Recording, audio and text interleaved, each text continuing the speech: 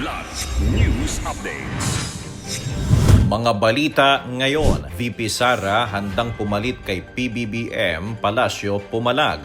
8.4 million pesos na halaga ng misdeclared agarwood nasabat ng BOC sa Lapu-Lapu City.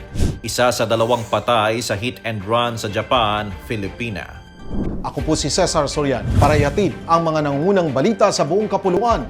Ngayon, Pumalag ang Malacanang sa pahayag ni Vice President Sara Duterte na handa siyang palitan si Pangulong Ferdinand Marcos Jr. sa pwesto. Saad ni Palace Press Officer Attorney Claire Castro, hindi katanggap-tanggap na inaasahan ni Duterte ang pagbibitiw sa posisyon ng Pangulo na anyay isang political destabilization. Kahapon nang sinabi ng pangalawang Pangulo sa isang panayam na handa siyang humalili kung may mangyari sa presidente sa gitna ito ng mga isyu ng korupsyon sa gobyerno. Iginiit nito na sa kanyang pagtakbo at pagkakahalal bilang Vice President, nauunawaan niyang siya ang una sa line of succession kung sakaling mawala sa pwesto si Marcos. Una nang inihayag ng Malacanang na hindi opsyon ng Pangulo ang pagre-resign matapos siyang akusahan ng mismong kapatid nitong si Senator Amy Marcos na gumagamit ng iligal na droga.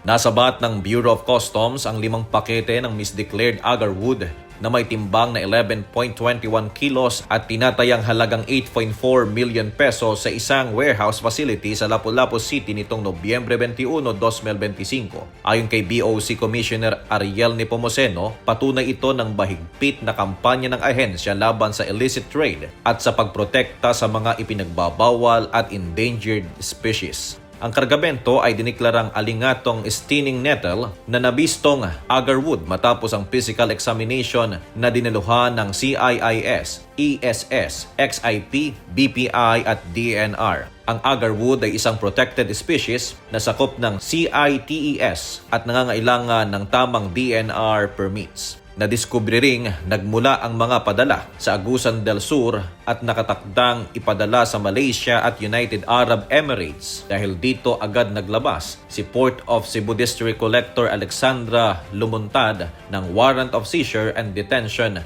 laban sa shipment sa ilalim ng Republic Act 10863 at Republic Act 9147.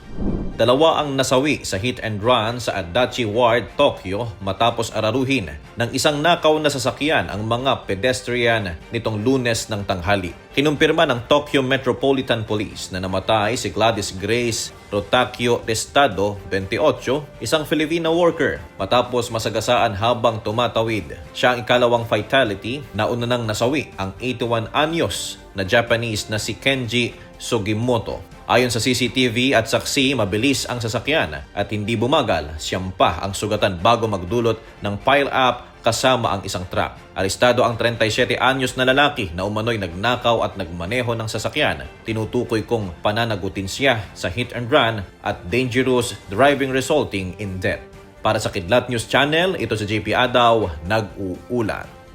ako po si Cesar Soriano kasama nyo sa bawat pagputo ng balita.